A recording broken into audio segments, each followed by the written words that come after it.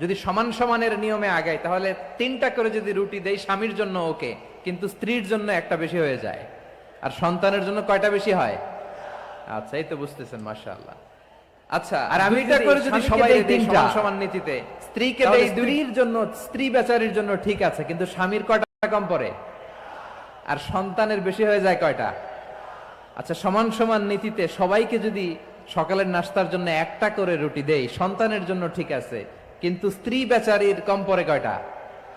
স্বামীর কম পড়ে কয়টা? 2টা। কথা কি বুঝতেছেন? আর আমি যদি স্বামীকে দেই 3টা, স্ত্রীকে দেই 2টা, আর সন্তানকে দেই একটা, তাহলে কারো অপচয় হবে না। যার যতটুকু দরকার ঠিক ততটুকুই কাজে লাগবে। চিল্লায় বলেন ঠিক কিনা? এটাই হচ্ছে ইসলামের আদল, যেখানে যার যতটুকু দরকার তাকে সেখানে ঠিক ততটুকু দিয়ে দেওয়ার নামই হচ্ছে আদল। চিল্লায় পড়েন আল্লাহু আকবার। রব্বুল আলামিন বলেন, ইউসিকুমুল্লাহু ফি আওলাদিকুম লিযযাকারি মিসলু হাযযিল উনসায়াইন। আল্লাহ তোমাদেরকে ওসিয়ত করেন, তোমাদেরকে আদেশ দেন, উত্তরাধিকার সম্পদ যখন বন্টন হবে, ছেলেরা যতটুকু পাবে, মেয়ে পাবে তার অর্ধেক। সুবহানাল্লাহ বলেন। দেখেন, ছেলে যদ্দূর, মেয়ে অর্ধেক, ছেলে ডবল পাবে। আপাত দৃষ্টিতে মনে হয় এখানে অবিচার হয়েছে, কিন্তু আসলে কি অবিচার হয়েছে? আপনি বিয়ের ক্ষেত্রে যান, ওইখানে আবার ছেলে মোহরানা দেয়, মেয়ে সেখানে মোহরানা পায়। তাহলে চেক এন্ড ব্যালেন্স, ভারসাম্য, ব্যালেন্স, মধ্যম পন্থা এখানে আছে না নাই? এটাই হচ্ছে ইসলামের আদল। আল্লাহ বলেন, আওয়াজ করে বলেন, আমরা একটা শান্তির সমাজ চাই কি চাই না? আমরা একটা সমৃদ্ধ অত্যাচার, অবিচার, বৈষম্য, এই যে বৈষম্য বিরোধী ছাত্র আন্দোলন কেমন পড়ছে? এই যে একজন সমন্বয়ক তো দেখা করলো আমার সাথে, জুলুম মানে হচ্ছে বৈষম্য। বৈষম্যের স্থান ইসলামে নাই, অবিচারের স্থান ইসলামে নাই, জুলুমের স্থান ইসলামে নাই। আল্লাহ তাআলা বলেন যে আমি জুলুমকে নিজের জন্য হারাম করেছি এবং তোমাদের জন্য হারাম করেছি। বিশ্বনবী ফরমান, আল্লাহ তাআলা বলেন হাদিসে কুদসিতে, ইয়া ইবাদি ইন্নী হারামতুয যুলমা আলা নাফসি ওয়া জাআলতুহু বাইনাকুম মুহাররামান ফালা তাযালামু। আমার গোলামেরা শোনো, নিশ্চয় আমি আল্লাহ তাআলা জুলুমকে আমি আমার উপরে হারাম করেছি, অনুরূপভাবে জুলুম করাকে তোমাদের উপরেও হারাম করেছি। ফলে ফালা তাযালামু, তোমরা একে অপরের সাথে জুলুম করো না। নির্দেশনাটা কার? খবরদার, জুলুমের সাথে আমাদের কোনো সম্পর্ক নাই। আল্লাহ তাআলা আদলের আদেশ দিয়েছেন, আদালতের আদেশ দিয়েছেন, সুশাসনের, ন্যায় বিচারের আদেশ দিয়েছেন। ইন্নাল্লাহা ইয়ামুরু বিল আদল, আমাদেরকে আদল প্রতিষ্ঠা করতে হবে। জুলুমের সাথে ইসলামের কোনো সম্পর্ক নাই। আল্লাহ তাআলা জালিমদের জন্য কঠিন শাস্তি প্রস্তুত করে রেখেছেন। যারা এই আদলকে ভুলুণ্ঠিত করে জুলুমের রাস্তায় হাঁটতে চায়, তাদের প্রাপ্য কিয়ামতের ময়দানে বুঝিয়ে দিবে কে? আল্লাহ তাআলা তাদের প্রাপ্যকে বুঝিয়ে দিবেন। এজন্য বিশ্বনবী বলে, খবরদার, তোমরা ইনসাফ করবে, আদল করবে, জুলুম করবে না। আর যুলমু যুলুমাতুন ইয়াউমাল কিয়ামা, জুলুম কিয়ামতের দিন অন্ধকার হয়ে জালিমের ঘাড়ে চেপে বসবে। আবার বিশ্বনবী বলতেন, ইত্তাকি দাওয়াতাল মাজলুম, খবরদার, তোমরা মজলুমের কান্নাকে ভয় করো। ফাইন্নাহু লাইসা বাইনাহু ওয়া বাইনাল্লাহি হিজাব, কেননা মজলুমের কান্নার মাঝে আর আল্লাহর আরশের মাঝে কোনো পর্দা থাকে না। বিশ্বাস হয়? এই কথা বিশ্বাস হয়? এর জলজন্ত প্রমাণ তো আমরা নিজেরাই দেখলাম। হ্যাঁ, মজলুমের কান্না ফুলে ফেপে মহিরুহ হয়ে, পাহাড়ের মতো হয়ে, বিস্ফোরিত হয়ে জালিমের মসনদকে ছারখার করে দিয়েছে। এর প্রমাণ তো আমরা নিজেরাই তো দেখলাম। জালিমের পরিণতি কি হয় আমরা জীবদ্দশাই তো দেখলাম। এমনও কোন জুলুম নাই যে হয় নাই, ঠিক কিনা বলেন? আহারে জুলুম, আহারে জুলুম। রিসেন্টলি আয়না ঘরের কিছু ছবি প্রকাশিত হয়েছে সোশ্যাল মিডিয়ায়, দেখেছেন আপনারা? হ্যাঁ, ছোট্ট একটা জায়গা, স্বাধীন মানুষকে প্রাণীর মতো, পাখির মতো খাঁচায় বন্দি করে রেখেছে। কখন দিন কখন রাত কিচ্ছু জানে না, কখন দিন কখন রাত কিছু জানে না। বছরের পর বছর কেটে গিয়েছে। এক্সট্রা জুডিশিয়াল কিলিং এর কোনো হিসাব নাই, বিচার বহির্ভূত হত্যা। এনফোর্স ডিসঅ্যাপিয়ারেন্স, গুম, যেটা সবচাইতে বড় মানবতা বিরোধী অপরাধ। কত মানুষ যে গুম হয়েছে তার কোনো ইয়ত্তা নাই। যেই ফ্যামিলির সদস্য গুম হয়েছে তারা কি ওই লোকটার জন্য মাগফিরাতের দোয়া করবে নাকি সুস্বাস্থ্যের দোয়া করবে তারা নিজেরাও জানতো না, কারণ জানে না ও বেঁচে আছে না মরে গেছে।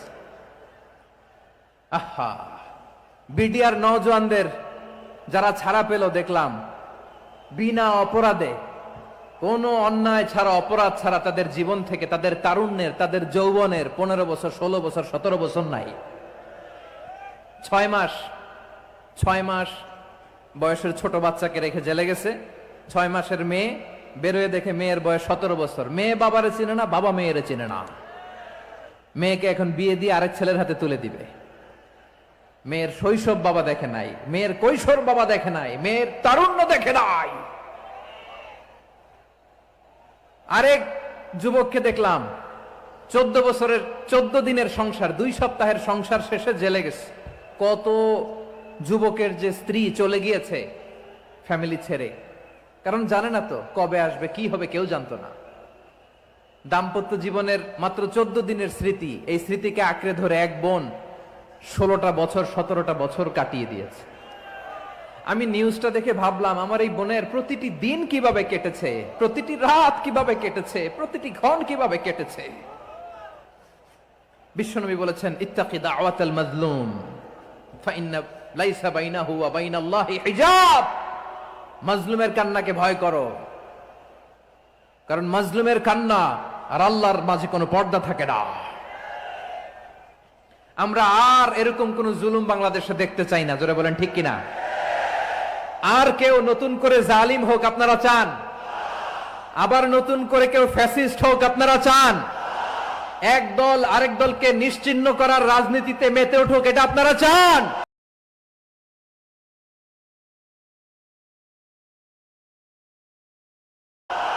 আমরা বাংলাদেশকে আদল দিয়ে সাজাতে চাই।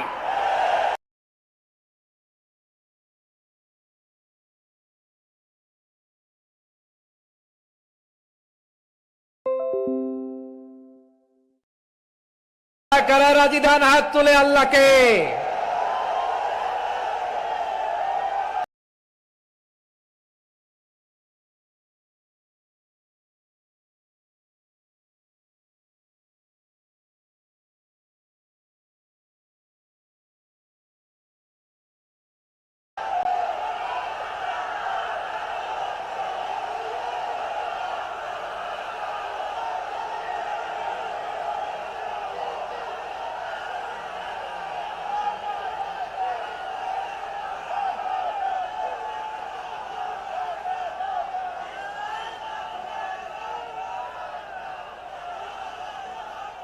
বসুন আমার প্রিয় বীর চট্টলার তৌহিদি মুসলমান, আমরা আর নতুন করে কেউ জালিম হোক এটা চাই না, নতুন করে আবার কেউ ফ্যাসিস্ট হোক আমরা চাই না, এক দল আরেক দলকে নিশ্চিহ্ন করার রাজনীতি করুক আমরা চাই না।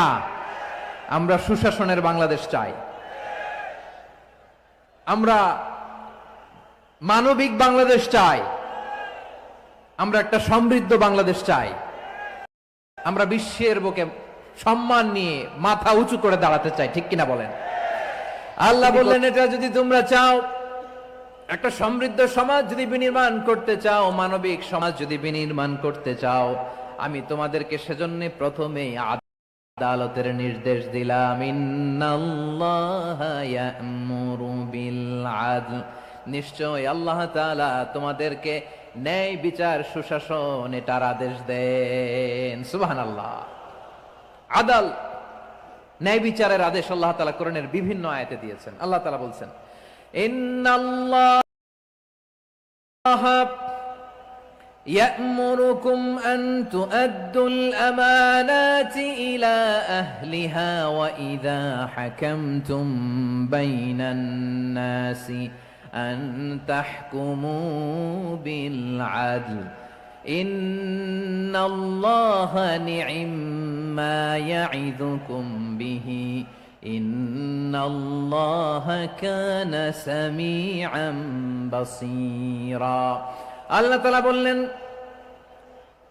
আল্লাহ আদেশ দিচ্ছেন, যে ব্যক্তি আমানতের হকদার তার হাতে তোমরা আমানত পৌঁছে দাও। আর যখন তোমরা বিচার কার্য করবে, বিচার ফায়সালা করবে, আদালতের সাথে করো। সুবহানাল্লাহ বলেন। ওয়াইদা হাকামতুম বাইনান নাসি আন তাহকুমু বিল আদল, আদালতের সাথে করবা। আল্লাহ তাআলা বলেন, যারা জাজ হবে, বিচারক হবে, তাদের যদি বাদী বিবাদীর কারো সাথে শত্রুতা থাকে, কারো সাথে যদি কোনো ধরনের রেষারেষি থাকে, আল্লাহ বলেন বিচার কার্য করতে যে ওই শত্রুতা রেষারেষির কারণে আদালতের বাইরে যে অবিচার করে বিচার করো না।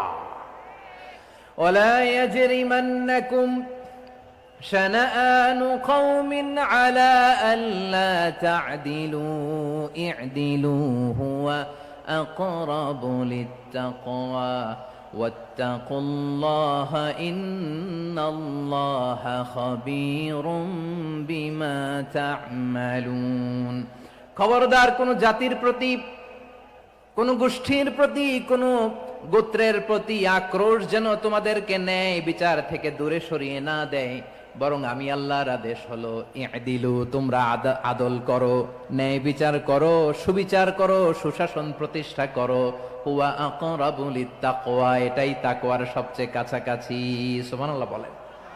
কোরআনের বিভিন্ন আয়াতে আল্লাহ তাআলা স্পেসিফিকলি ধরে ধরে বিচার করার সময় আমরা যেন আদল করি সেটা বলেছেন। কোরআনের কোন কোন জায়গায় আল্লাহ তাআলা এই আল আদল শব্দটা ব্যবহার করেছেন। আবার একই জিনিস ইনসাফ, সুবিচার, সুশাসন, ন্যায় বিচার, ন্যায় পরায়ণতা বুঝাতে আল্লাহ তাআলা কখনো কখনো আল কিসত শব্দটা ব্যবহার করেছেন। আওয়াজ করে সবাই বলুন আল কিসত। প্রিয় ভাইরা, সবাই আওয়াজ করে আমার সাথে সাথে বলুন আল কিসত। আল্লাহ তাআলা বলেন, ওয়া ইন হাকামতা ফাহকুম বাইনাহুম বিল কিসতি ইন্নাল্লাহা ইউহিব্বুল মুকসিতিন।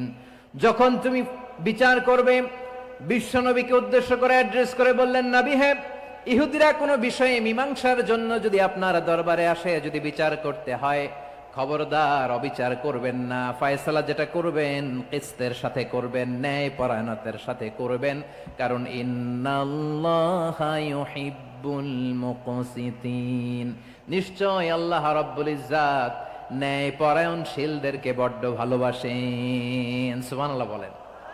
ন্যায় পরায়ণ লোকদেরকে আল্লাহ তাআলা বড্ড ভালোবাসেন। অন্য আয়াতে আল্লাহ তাআলা বলছেন, وَنَضَعُ الْمَوَازِينَ الْقِسْطَ لِيَوْمِ الْقِيَامَةِ فَلَا تُظْلَمُ نَفْسٌ شَيْئًا। আমি কিয়ামতের দিন ন্যায় পরায়ণতার মানদণ্ড স্থাপন করব, যেটাকে আমরা মিজানের পাল্লা বলি। আল্লাহ বলেন, ন্যায় বিচারের মানদণ্ড কিয়ামতের ময়দানে আমি আল্লাহ স্থাপন করব। সেদিন কারো প্রতি বিন্দু পরিমাণ, এক চুল পরিমাণ অবিচার করা হবে না, কোনো অবিচার করা হবে না। সেদিন সুশাসন হবে, সুবিচার হবে, ন্যায় পরায়ণতার সাথে বিচার হবে। আওয়াজ করে পড়েন আল্লাহু আকবার। তাহলে প্রিয় ভাইরা, যে তিনটি বিষয়ে আল্লাহ তাআলা আমাদেরকে আদেশ দিয়েছেন, তার প্রথমটা হচ্ছে আদালত, ইনসাফ, সুবিচার, ন্যায় বিচার। এটা আমরা চাই কি চাই না? বিশ্বনবী ন্যায় বিচার, ন্যায় পরায়ণতা, সুশাসন প্রতিষ্ঠিত করেন কি করেন নাই?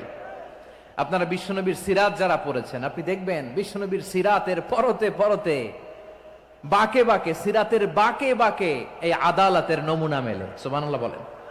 ছোট্ট একটা নমুনা রাসূল সাল্লাল্লাহু আলাইহি ওয়াসাল্লামের আসসিরা আল আতরা থেকে ছোট্ট একটা নমুনা আপনাদের খেদমতে এখানে উপস্থাপন করি। বিশ্বনবী সাল্লাল্লাহু আলাইহি ওয়াসাল্লাম মক্কা বিজয় করলেন ৮ম হিজরিতে। মক্কা বিজয় শেষে তিনি কয়েক সপ্তাহ মক্কাতে অবস্থান করলেন। ইন দ্য মিন টাইম মক্কার একটা ভেরি প্রেস্টিজিয়াস এন্ড ডিগনিফাইড ফ্যামিলির নারী চুরিতে ধরা পড়ল। কিসে ধরা পড়ল? সবাই বলেন কিসে? আমাদের সমাজে আসেনি এটা? আছে?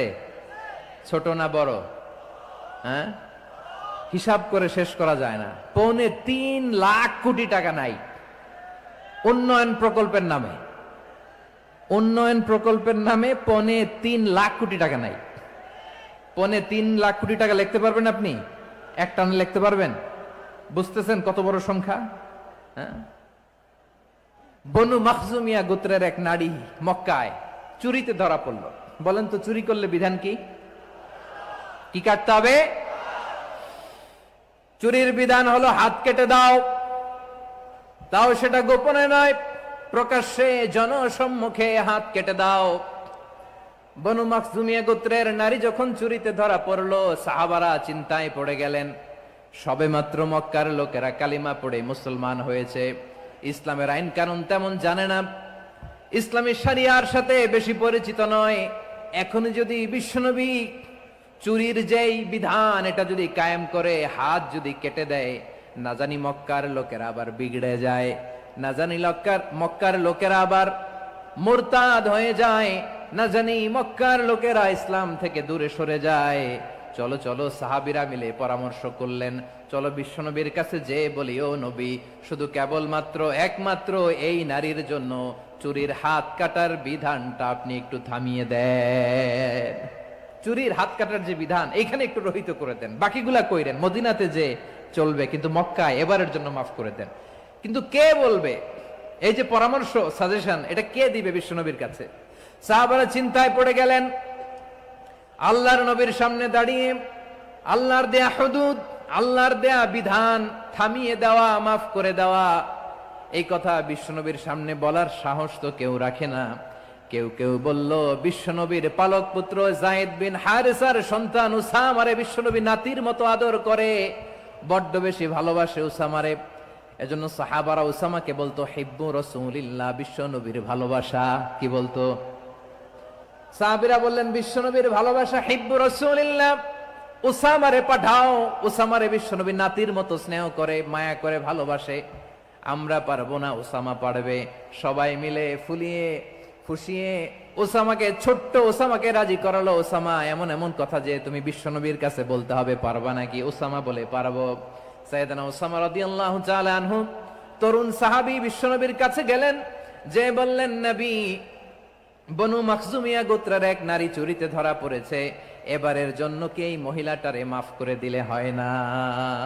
এবারের জন্য একটু ক্ষমা করা যায় না নবী? বিশ্বনবী বলেন, আতাশফাউ ফি হাদ্দিম মিন হুদুদিল্লাহ, তোমার এত বড় সাহস উসামা, তুমি আল্লাহর হাদ, আল্লাহর দেয়া বিধান, এটার ব্যাপারে সুপারিশ করতে এসেছো? তোমরা কি জানো তোমাদের আগে যত কওম, যত গোত্র, যত জনপদ ধ্বংস হয়েছে তার কারণ ছিল তাদের মধ্যে গরিবরা অন্যায় করলে তারা বিচার করত, আর ধনীরা অন্যায় করলে তারা মাফ করে দিত। খবরদার! ওয়া আইমুল্লাহ লাউ আন্না ফাতিমাতা বিনতি মুহাম্মাদিন সারাকাত লাকাতা মুহাম্মাদুন ইয়াদাহা। বিশ্বনবী বললেন, আরে ওসামা, বানু মাখজুমিয়ার ওই প্রেস্টিজিয়াস এন্ড ডিগনিফাইড ফ্যামিলির মেয়ে তো দূর কি বাত, অনেক দূরের কথা। জেনে রেখো ওসামা, আমার কলিজার টুকরা, নয়নের পুটুলি ফাতেমাও যদি মক্কার জমিনে আজকে এই চুরির দায়ে ধরা পড়তো, আমি বিশ্বনবী মুহাম্মাদুর রাসূলুল্লাহ ধরে ফাতেমার ডান হাতটা কেটে দিতে এক বিলম্ব দেরি করতাম না। ইন্নাল্লাহা ইয়া'মুরু বিল আদল, আমাদেরকে জাস্টিস শিখায়। পশ্চিমারা আমাদেরকে ইনসাফ শিখায়, আমাদেরকে সুশাসন শিখায়। আর ইনসাফ, সুশাসন, ন্যায় বিচার, সুবিচার, জাস্টিস কারে বলে বিশ্বনবীর বায়োগ্রাফি থেকে জেনে নাও। এই ছিল বিশ্বনবী সাল্লাল্লাহু আলাইহি ইসলামের আদালতের নমুনা। আপনি যদি সাইয়েদনা ওমর ফারুকের জীবনের দিকে তাকান, এমন কঠোর, এমন বীর সেনানী ছিলেন। সাইয়েদনা ওমর ফারুক যদি রাস্তার এই মাথা দিয়ে হাঁটা শুরু করতেন, শয়তান ওমর ফারুককে দেখলে ওই রাস্তা রেখে দিয়ে অন্য রাস্তা দিয়ে হাঁটতো। সুবহানাল্লাহ। ওমর ফারুক রাদিয়াল্লাহু তাআলা আনহু কি পার্সোনালিটি ছিল, কি পার্সোনালিটি! আমাদের এলাকায় ছোট বাচ্চারা রাতে ভাত খেতে চায় না, আমার মেয়েটাও খেতে চায় না। এই এটা দিব, ওইটা দিব, আজকে মাহফিলে আসার সময় বলে দিছে লিস্ট করে এটা এটা আনতে হবে। তো ছোট্ট বাচ্চাদের অনেক বায়না থাকে, ওরা রাতে খেতে চায় না। তো মায়েরা বিভিন্ন ভয় দেখায়, এই বাঘ আসবে, বাঘ আসবে খাও, এই ভূত আসবে, ভূত আসবে খাও। আপনারা কি বলেন চট্টগ্রামে? কি আসবে? হ্যাঁ, ভূত, ভূত, ভূত আসবে, বাঘ আসবে, খাও খাও খাও, তাড়াতাড়ি খাও। তো বাচ্চারা এগুলো শুনে ভয়ে খেতে শুরু করে। মদিনার জমিনেও একই ঘটনা ঘটতো। মদিনার ছোট্ট ছোট্ট সোনামণিরা খেতে চাইতো না। তো মায়েরা বলতো, হা হুয়া ইয়াতি উমর, হা হুয়া ইয়াতি উমর, ওই যে উমর আসতেছে, উমর। ওমরে ফারুকের কথা শুনলে বাচ্চারা একেবারে ঠান্ডা। সুবহানাল্লাহ পড়বেন না? প্রভু তুমি বলেছ রাসূল দেবে না, বলনি দেবে না ওমর, বলনি দেবে না হামজা তারি, খালিদ বিজয় সমর। প্রভু তুমি বলেছ রাসূল দেবে না, বলনি দেবে না ওমর, বলনি দেবে না হামজা তারি, খালিদ বিজয় সমর। প্রভু তুমি বলেছ রাসূল দেবে না। আল্লাহু আকবার। ওমর ফারুক রাদিয়াল্লাহু তাআলা আনহু, ওনার কথা শুনলে গায়ের মধ্যে গুজবাম হয়, গায়ের পশমগুলো দাঁড়িয়ে যায়। সুবহানাল্লাহ বলেন। কি পার্সোনালিটি ছিল, কি ব্যক্তিত্ব ছিল। মুনাফিকরা ওমর ফারুককে জমের মতো ভয় পেতেন। শয়তান, খুদ শয়তান এই রাস্তা দিয়ে আসলে শয়তান অন্য রাস্তা দিয়ে হাঁটতো। ওমর ফারুক রাদিয়াল্লাহু তাআলা আনহুর জীবনে যদি দেখেন, তাহলে সেখানে আপনি আদালতের, ইনসাফের, সুশাসনের, জাস্টিসের নমুনা দেখতে পাবেন। কয়টা শুনবেন? সাইয়েদনা ওমর ফারুকের রাদিয়াল্লাহু তাআলা আনহুর সন্তান আব্দুর রহমান মিশরে মদ খেয়ে মদ্যপ অবস্থায় ধরা পড়েছে। মদ খাওয়ার কারণে, মদ যদি কেউ পান করে আর যদি প্রমাণিত হয়, তার বিচার হলো 80 বেত। আওয়াজ করে বলেন কয় বেত? বাংলাদেশেও তো এই আইন আছে নাকি? বাংলাদেশে আছে? হ্যাঁ, মদ খাইলে 80 বেত, এই আইন বাংলাদেশে চালু হোক। আমরা চাই কি চাই না? চাই সবাই। এজন্যই তো ইসলাম ভাল লাগে না। ইসলামকে ভাল লাগে না। ইসলামকে আউট করে রাখতে পারলেই তো এরকম বড় বড় বোতল খাওয়া যায়। একেবারে সহজ, পানির মতো সহজ, হিসাব একেবারে সহজ। ওমর ফারুক রাদিয়াল্লাহু তাআলা আনহুর ছেলে ভুল করে মদ পান করে ফেলেছিলেন। আব্দুর রহমান, ঘটনা ঘটেছে মিশরে। মিশরের গভর্নর তখন আমর ইবনুল আস রাদিয়াল্লাহু তাআলা আনহু। আব্দুর রহমানের ভাই যে গভর্নরকে বলল, গভর্নর যদি একটু দয়া করেন, খলিফার ছেলে আমার ভাই আব্দুর রহমান মদ্যপ অবস্থায় ধরা পড়েছে, জনসম্মুখে যদি আপনি বেত্রাঘাত করেন আমাদের প্রেস্টিজ থাকে না, যদি 80 বেত আপনি মারেন আমার কোনো কথা নাই, কিন্তু ঘরের ভেতরে মারেন। আব্দুর রহমানের ভাইয়ের সুপারিশ শুনে সাইয়েদনা আমর ইবনুল আস রাদিয়াল্লাহু তাআলা আনহু রাজি হয়ে গেলেন। ঘরের ভেতরে লোকচক্ষুর আড়ালে 80 বেত তিনি মানলেন। কিন্তু ঘটনাক্রমে এই কথা লুকিয়ে লুকিয়ে ঘরের ভেতরে 80 বেত মারার কথা সাইয়েদনা ওমর ফারুক মদিনা থেকে জানতে পারলেন। মদিনা থেকে তিনি ফরমান জারি করলেন, এই বিচার যেমনটি আমর ইবনুল আস আদায় করেছে, এটা প্রকৃতপক্ষে আদায় হয় নাই।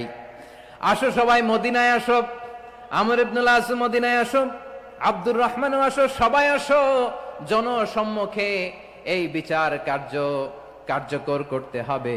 সাইয়েদনা ওমর ফারুক মসজিদে নববীর পিলারের মধ্যে নিজের ছেলেকে বাঁধলেন, আবার জনসম্মুখে 80টা বেত তার গায়ের মধ্যে মারলেন।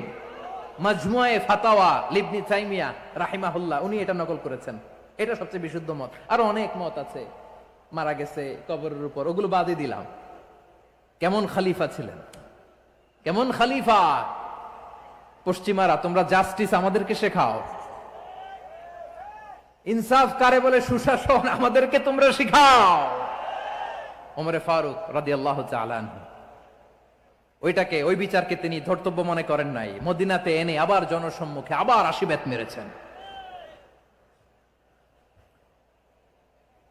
মিশরে ওমর ফারুক রাদিয়াল্লাহু তাআলা আনহু আমর ইবনুল আসকে গভর্নর করে পাঠালেন। সেখানে আমর ইবনুল আসের ছেলে একটা প্রতিযোগিতায় রানার আপ হয়েছে। এক মিশরি সেখানে চ্যাম্পিয়ন হয়েছে। রানার আপ বুঝতে পেরেছেন তো? রানার আপ সেকেন্ড হয়েছে, এক মিশরি হয়েছে চ্যাম্পিয়ন প্রথম। কিন্তু গভর্নরের ছেলে ও জিততে পারে নাই। ও রাগে ওই মিশরির গায়ের মধ্যে কয়েকটা লাঠি দিয়ে বাড়ি মেরেছে। মিশরি যে মদিনাতে ওমর ফারুকের কাছে বিচার দিলেন, আপনার গভর্নরের ছেলে অন্যায়ভাবে আমার গায়ে হাত তুলেছে। সাইয়েদনা ওমর ফারুক আবার ফরমান জারি করলেন, আসো মদিনাতে আসো। মিশরীকে ডাকলেন। ওই মিশরের গভর্নর আমর ইবনুল আস রাদিয়াল্লাহু তাআলা আনহুকে ডাকলেন, তার ছেলেকেও ডাকলেন। সবাই বসে রইল। আমর ইবনুল আস রাদিয়াল্লাহু তাআলা আনহু মাথা নিচু করে বসে আছেন, লজ্জায় কাচুমাচু। হায় হায়, আজকে আমার ছেলের কারণে আমিরুল মুমিনিন খলিফাতুল মুসলিমিন ওমর ফারুকের কাছে আমি জনসম্মুখে লজ্জিত হচ্ছি। সাইয়েদনা ওমরে ফারুক বললেন, এই নাও লাঠি, গভর্নরের ছেলে তোমার মাথার মধ্যে যতগুলো বাড়ি মেরেছে আজকে জনসম্মুখে তুমি অতগুলা বাড়ি মারো। মিশরি বলে, থাক, আপনি যে ডেকে আনছেন সবার সামনে এটা বলছেন, এতেই আমি খুশি। আল্লাহু আকবার। আপনার মহানুভবতা দেখে আমি খুশি, আর অপমানের দরকার নাই। ওমরে ফারুক বলে, না, খবরদার, এই কথা মিশরি তুমি বলো না, মারো, যতগুলা বাড়ি মেরেছে মারো। বাধ্য হয়ে মিশরি আমর ইবনুল আসের সামনে ওনার কলিজার টুকরা সন্তানের মাথার মধ্যে বাড়ি মারতে আরম্ভ করলেন। ঠিক যতগুলা বাড়ি গভর্নরের ছেলে আমর ইবনুল আসের ছেলে মিশরির গায়ে মেরেছিল, মাথায় মেরেছিল, মিশরি গুনে গুনে ততটা মারলেন। এই দৃশ্য দেখে ওমরে ফারুক রেগে মেগে আগুন, রাগের চোটে রাগ সামলাতে না পেরে, আর নিজেকে সামলাতে না পেরে মিশরিরে বললেন, ছেলেরে মারা শেষ হয়ে গেলে এবার বাবার টাক মাথার মধ্যে কয়েকটা বাড়ি মার।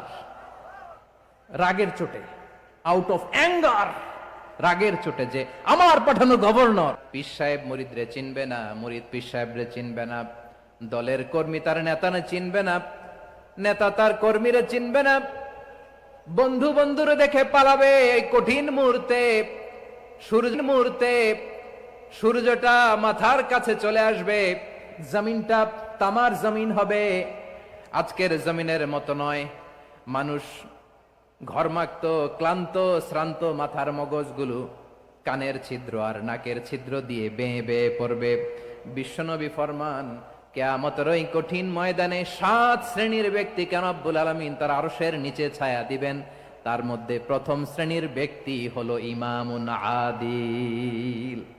ইমামুন আদিল, ন্যায়পরায়ণ শাসক, যে ইনসাফের সাথে বিচার করে, যে জাস্টিস সমাজে সার্ভ করে, যে সুশাসন নিশ্চিত করে, ওই ইমামুন আদিল। আদিল শব্দটা বুঝছেন না? ইন্নাল্লাহা ইয়া'মুরু বিল আদল, পাইছেন? আদিল। 7 শ্রেণীর ব্যক্তিকে আল্লাহ তাআলা সুশীতল আরশের নিচে ছায়া দিবেন, যেদিন তার দেয়া ছায়া ছাড়া কোনো ছায়া থাকবে না। এর প্রথম হচ্ছে ইমামুন আদিল, ন্যায়পরায়ণ শাসক। চিল্লায় বলেন সুবহানাল্লাহ। আবার বিশ্বনবী বললেন, ইন্নাল মুকসিতিনা ইনদাল্লাহি আলা মানাবিরা মিন নূর আন ইয়ামিনির রহমান। কিয়ামতের দিন যারা ন্যায়পরায়ণ হিসেবে আল্লাহর সামনে দাঁড়াবে, কিয়ামতের দিন রব্বুল আলামিন তার আরশের ডান দিকে ওই ন্যায়পরায়ণ লোকদের জন্য আরশের ডান দিকে একটা নূরের মিম্বারে তাদেরকে বসার সুযোগ করে দিবে। আল্লাহর আরশের ডান দিকে ন্যায়পরায়ণ লোকদের জন্য আল্লাহ তাআলা নূরের মিম্বার বানাবে। 4টি কথা মনে করেছেন? আল আদাল, জাস্টিস। ইন্নাল্লাহা ইয়া'মুরু বিল আদল। আল্লাহ তাআলা এই আদালতের নির্দেশনা দেয়, সুবিচার, সুশাসন। প্রিয় ভাইয়েরা, এটা আমরা বাংলাদেশে চাই কি চাই না?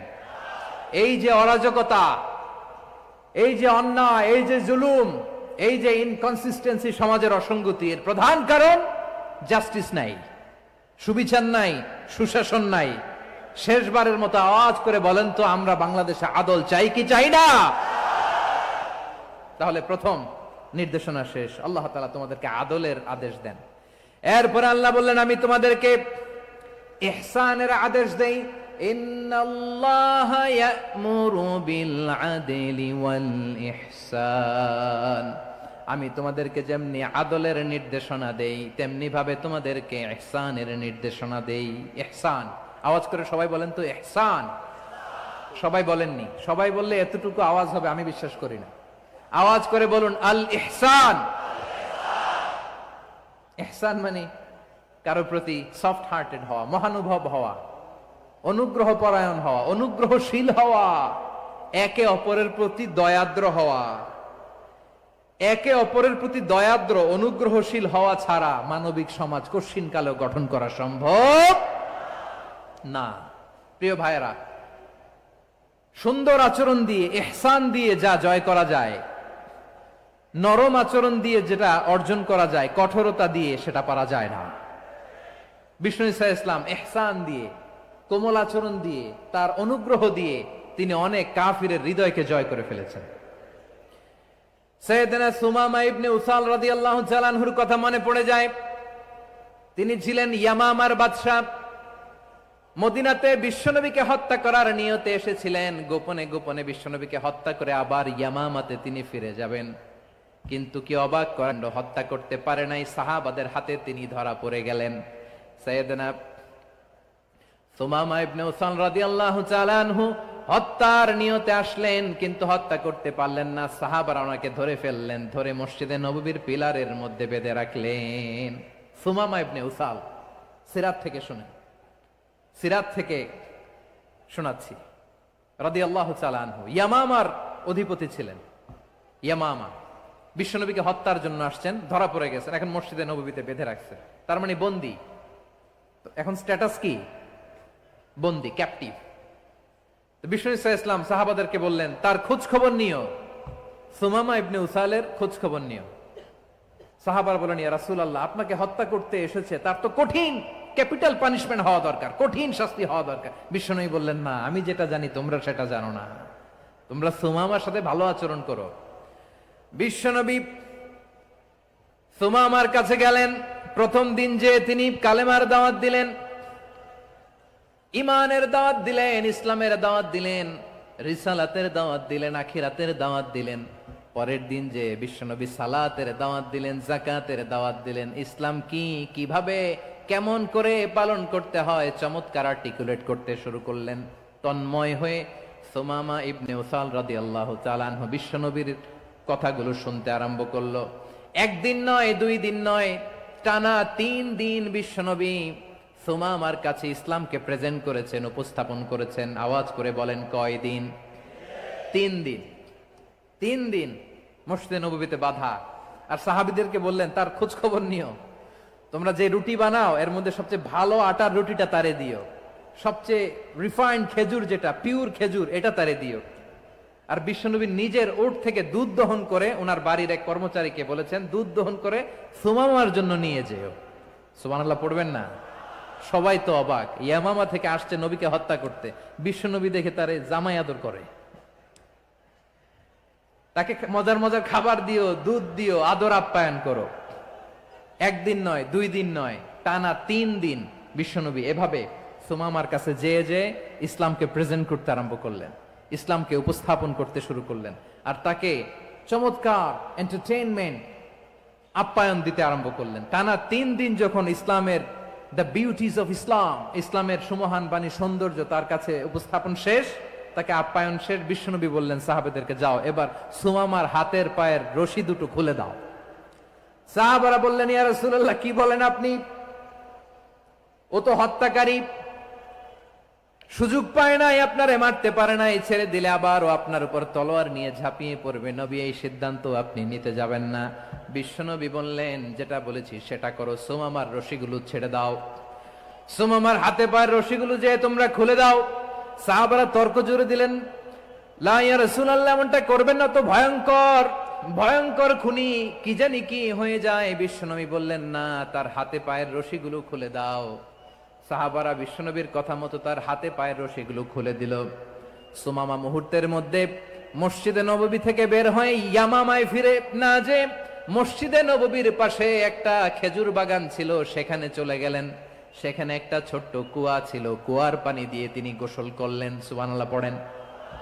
কুয়ার পানি দিয়ে গোসল করে মসজিদে নববীর সামনে এসে বিশ্বনবী এবং সাহাবাদের সামনে দাঁড়িয়ে সাব্বাবা উঁচু করে বললেন, আশহাদু আল্লা ইলাহা ইল্লাল্লাহ ওয়া আশহাদু আন্না মুহাম্মাদান আবদুহু ওয়া রাসূলুহু।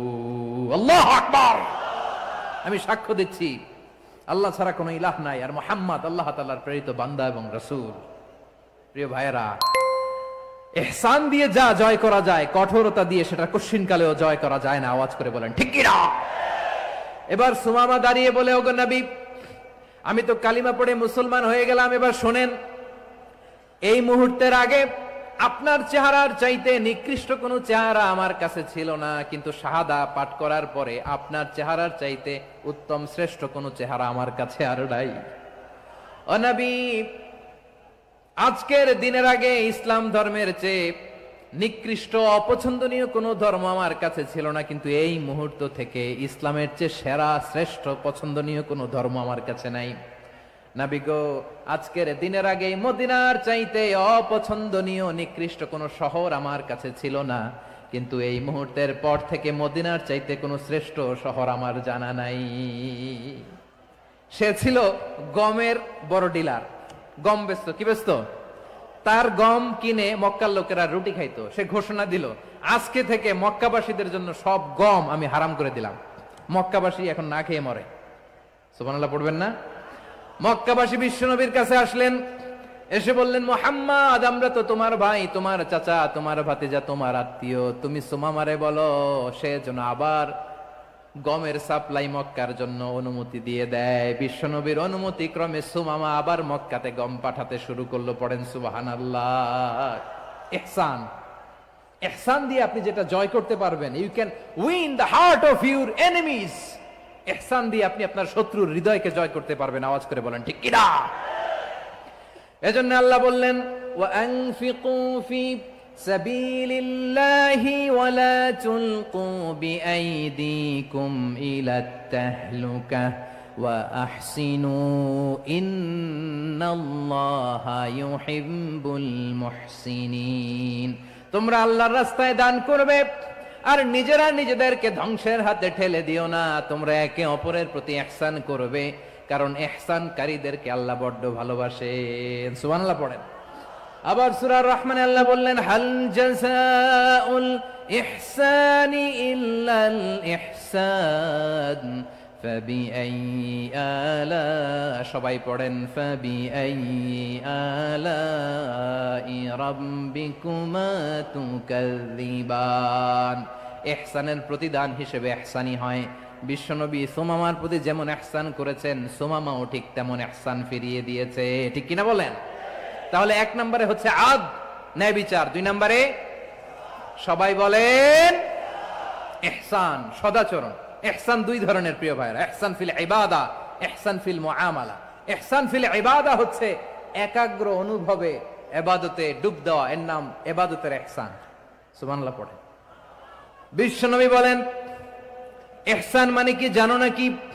হাদিসে জিবরিলে সাইয়েদনা জিবরিল আলাইহিস সালাম বিশ্বনবীকে বললেন, আখবিরনি আনিল ইহসান। নবী আমাদেরকে বলেন ইহসান মানে কি? বিশ্বনবী বললেন, আনতা আবুদাল্লাহ কাআন্নাকা তারাহু ফাইন লাম তাকুন তারাহু ফাইন্নাহু ইয়ারাক। ইহসান মানে হলো এমন ভাবে তুমি আল্লাহর সামনে নিজেকে উজাড় করে ইবাদত করবে, তুমি ভাববে তুমি আল্লাহকে দেখতে পাচ্ছ। আর এটা যদি ভাবা তোমার জন্য কঠিন হয়ে যায়, অন্তত এতটুকু তুমি ভাববা যে আল্লাহ তোমাকে দেখতে পাচ্ছেন। ঠিক কিনা বলেন? ও আমার বীর চট্টলার ভাইয়েরা, কেউ যেটা দেখে না সেটা দেখে কে? এই বিশ্বাস হৃদয়ের মধ্যে আছে? নামাজে যখন দাঁড়ান এই ফিলিংসটা আনা যাবে? হ্যাঁ, এশার সালাত তো এখনো হয় নাই না? আলোচনা শেষে এশার সালাত এখানে অনুষ্ঠিত হবে, তাই না? আচ্ছা বলুন তো, আমরা এশার সালাত পর্যন্ত বেঁচে থাকবো এই গ্যারান্টি আছে কার কার? হাত তোলেন। কয়েকজন হাত তুলছে পেছনে, না বুঝে তুলে ফেলছে। এশা পর্যন্ত যে আমরা হায়াত পাবো কোনো গ্যারান্টি আছে? সবাই আওয়াজ করে বলেন, গ্যারান্টি আছে? গ্যারান্টি নাই। এজন্য বিষ্ণু ইসলাম বলেছে, এমন ভাবে নামাজে দাঁড়াও, ইবাদত করো, মনে করো হতে পারে এটাই আমার জীবনের শেষ নামাজ। Perform the salah as if this is your last and final prayer. এমন ভাবে সালাতে দাঁড়াও, ভাবো হতে পারে এটাই তোমার জীবনের শেষ নামাজ। এমন ভাবে নামাজে দাঁড়াও, ভাবো এটাই শেষ নামাজ। তাহলে নামাজে একাগ্রতা বাড়ায় দিবে কে? ফলে ইবাদতের ইহসান আমাদের অর্জিত হবে। আর মুআমালাতে ইহসান হলো, বিশ্বনবী বলেন, ইন্নাল্লাহা তাবারাকা ওয়া তাআলা কাতাবাল ইহসানা আলা কুল্লি শাই ফাইযা কাতালতুম ফাআহসিনুল কিতলা ওয়া ইযা যাবাহতুম ফাআহসিনুয যাবহা ওয়ালিয়ুহিদ্দা আহাদুকুম শাফরাতাহু ওয়ালিয়ুরিহ যাবিহাতাহু। ইহসান দুই ধরনের। আওয়াজ করে বলতে হবে, কয় ধরনের? সবাই বলুন আওয়াজ করে, কয় ধরনের? একটা হচ্ছে ইহসান ফিল ইবাদা, ইবাদতে ইহসান। ইবাদতে ইহসান কি? একাগ্র অনুভব দিয়ে ইবাদত করা, মন প্রাণ দিয়ে ইবাদত করা। আর মুআমালাতে ইহসান কি? সব কাজে, দৈনন্দিন কাজে, কর্মে, সামাজিক অ্যাক্টিভিটিতে কোমলতা প্রদর্শন করা, অনুগ্রহের সাথে সবকিছু করা। আল্লাহ তাআলা ইন্নাল্লাহা তাবারাকা ওয়া তাআলা কাতাবাল ইহসানা আলা কুল্লি শাই, তিনি সব কিছুর ব্যাপারে ইহসানকে আবশ্যক করেছেন, সবকিছুতে। মুমিনের সব কাজে ইহসানের পরশ থাকবে। ওয়াইদা কাতালতুম ফাহসিনুল কিতলা, বিষ্ণুই বলেন তুমি যখন কাউকে হত্যা করো ইহসানের সাথে করো। সুবহানাল্লাহ পড়বেন না? যখন হত্যা করো তখনও ইহসানের সাথে। আচ্ছা হত্যা করবো আবার ইহসান আসবে করতে করে তো মেরেই ফেলবো আমি। আল্লাহ, ও ভাই একজন খুন করেছে, খুনি রাষ্ট্রীয় আইনে তার শাস্তি হয়েছে ডেথ পেনাল্টি, মৃত্যুদণ্ড। এখন মৃত্যুদণ্ড দেখে আপনি যেমনি মন চায় তেমনি মারবেন লোকটারে? ওর নাক কেটে ফেলতে পারবেন? ওর কান কাটতে পারবেন? ওর চোখ উপড়ে ফেলতে পারবেন আপনি? যেমন মন চায় তার অঙ্গহানি করা যাবে না। ইহসানের সাথে তাকে হত্যা করো। সুবহানাল্লাহ, this is Islam, this is the true essence of Islam. ওয়াইদা যাবাহতুম ফাহসিনুয যাবহা, যখন জবাই করবে তখনও ইহসানের সাথে জবাই করো। করব জবাই, ওইখানেও নাকি ইহসান। আচ্ছা কুরবানির দিন আমরা পশুগুলোরে কি করি বলেন সবাই আওয়াজ করে? জবাই। জবাই মানে তো এটার মেরেই ফেলতেছি, একটু পরে তো টুকরো টুকরো করে গোশতগুলো খাবো, এটা তো খাবো, এটা তো মেরেই ফেলবে। বিষ্ণু বলে না, জবাইয়ের মধ্যেও মুমিনের জবের ভেতরেও ইহসানের পরশ থাকা চাই। যখন জবাই করবে প্রাণীটাকে হাত পা টাইট করে বেঁধে নাও, ছুরিটাকে শার্পেন করে নাও, ধারালো করে নাও, যাতে অল্প সময়ে জবাইটা হয়ে যায়, প্রাণীটা যাতে কম কষ্ট পায়। সুবহানাল্লাহ পড়ে। দিস ইজ কল্ড ইহসান। ইহসান আল্লাহ তাআলা যেমনি আদলের আদেশ করেছেন, ন্যায় বিচার জাস্টিস এনশিওর করতে বলেছেন, সমাজে ইহসানের ব্যবহার, ইহসানের অনুশীলন তিনি করতে বলেছেন। এজন্য মুমিনের প্রতিটি কাজে, আমার চট্টগ্রামের ভাইয়েরা আমার দিকে তাকান, খেয়াল করে শুনুন, মুমিন জীবনের প্রতিটি কাজে ইহসানের পরশ থাকা চাই। আমরা যেন আমাদের পরিবারের প্রতি ইহসান করি, আমরা যেন আমাদের কর্মচারীদের প্রতি ইহসান করি, আমরা যেন আমাদের কলিগদের প্রতি ইহসান করি, আমরা যেন আমাদের ভাইদের প্রতি ইহসান করি। মুমিন জীবনের প্রতি কাজে ইহসানের পরশ থাকার দরকার আছে না নাই? কথা বুঝতে পেরেছেন? তাহলে আল্লাহ তাআলার তিনটা আদেশ ছিল, কয়টা গেল? ভুলে গেছে, ভুলে গেছে চট্টগ্রাম। তিনটা আদেশের মধ্যে কয়টা বললাম? প্রথমে কি ছিল? আদল। 2 নম্বরে, 3 নম্বরে রব্বুল আলামিন বললেন ওয়া ইতাইদিল কুরবা, নিকটাত্মীয়দেরকে দান করো। নিকট আত্মীয়দেরকে দাও, যারা তোমাদের ব্লাড কানেকশনের আত্মীয় তাদেরকে তোমরা দাও।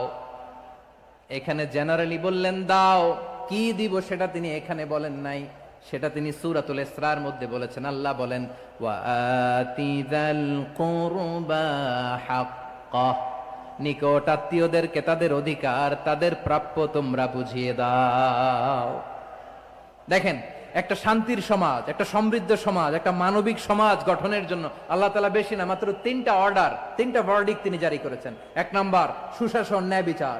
2 নাম্বার ইহসান। 3 নাম্বার নিকটাত্মীয়, যারা কাছের, তোমার ভেরি ক্লোজ রিলেশনশিপে আছে, তাদেরকে দাও।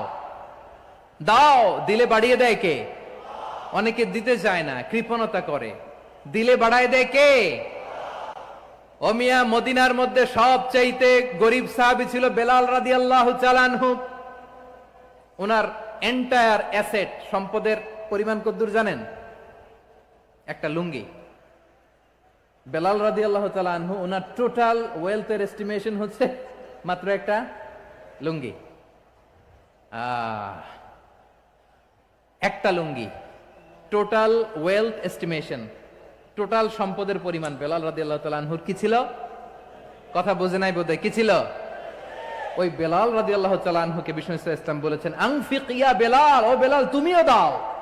ওয়ালা তাখশা মিন যিল আরশি ইখলালা, আরশের অধিপতির তো কোনো ঘাটতি নাই, তুমি দিলে ওই আল্লাহ তোমারে বাড়ায় দিবে। এজন্য আমার প্রিয় ভাইয়েরা, দিলে কমে না, দিলে বাড়ে।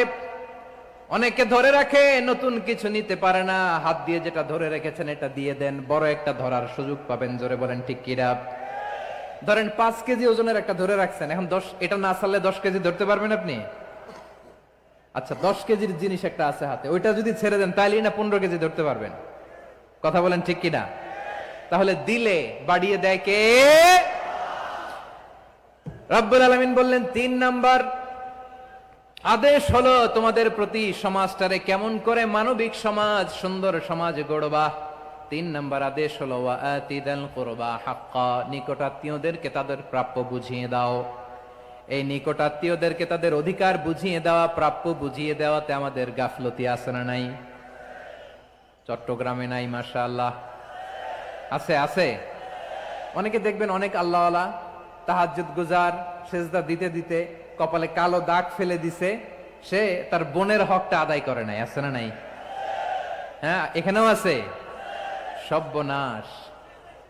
অনেক বড় হাজী সাহেব, বিশাল লম্বা দাড়ি, ছেলেরে সব দিয়ে দিছে, মেয়েরে কিছু দেয় নাই, মেয়ের হক আদায় করে নাই। আছে না নাই? এই হাজী সাহেবেরা, এই আল্লাহওয়ালারা কিয়ামতের ময়দানে আটকে যাবে। আপনি অন্যের অধিকার নষ্ট করেছেন, তাদের রাইটস কে ভায়োলেট করেছেন। এজন্য আল্লাহ তাআলা বলেন, কারো অধিকার যদি কেউ নষ্ট করে, ওই সমাজটা মানবিক সমাজ কঠিনকালেও হতে পারে না। এজন্য 3 নম্বর আল্লাহ বললেন, ওয়া ইতা ইদিল কুরবা, নিকটাত্মীয়দেরকে দাও।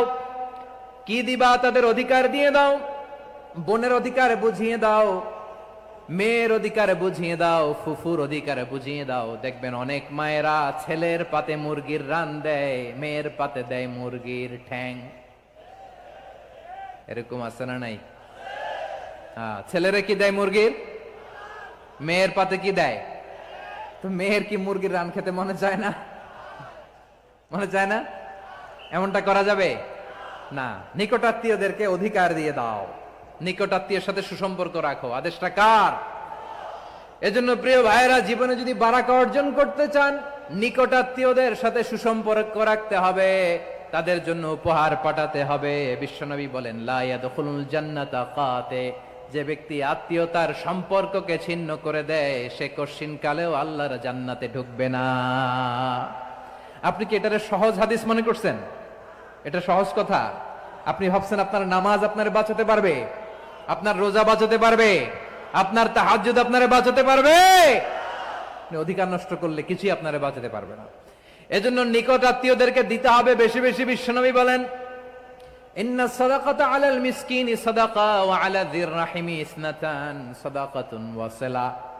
মিসকিনরে দান করলে শুধু দানের সওয়াব হয়, নিকট আত্মীয়কে দান করলে দুইটার সওয়াব হয়। সাদাকার সওয়াব হয়, আবার আত্মীয়তার বন্ধন অটুট রাখার সওয়াব হয়ে যায়। আবার বিশ্বনবী বললেন, মান সাররাহু আইয়ুবসাতা লাহু ফি রিজকিহি ওয়া ইউনসা লাহু ফি আসারিহি ফালইয়াসিল রাহিমা।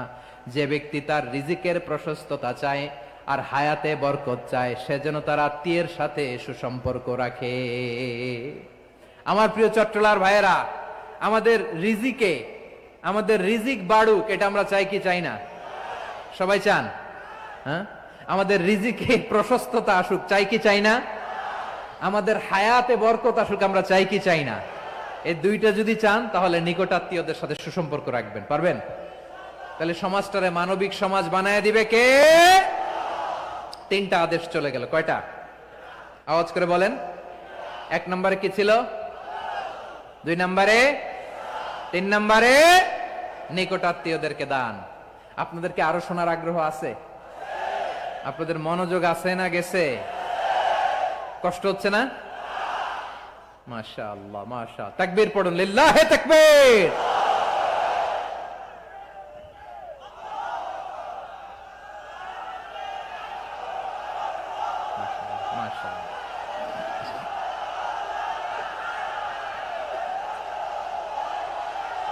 আমার প্রিয় ভাইয়েরা, আল্লাহ তাআলা 3টা জিনিসের যেমনি আদেশ করেছেন, অনুরূপ ভাবে 3টা বিষয়ে তিনি বারণ করেছেন, নিষেধ করেছেন। ওগুলোর কাছেও যাওয়া যাবে।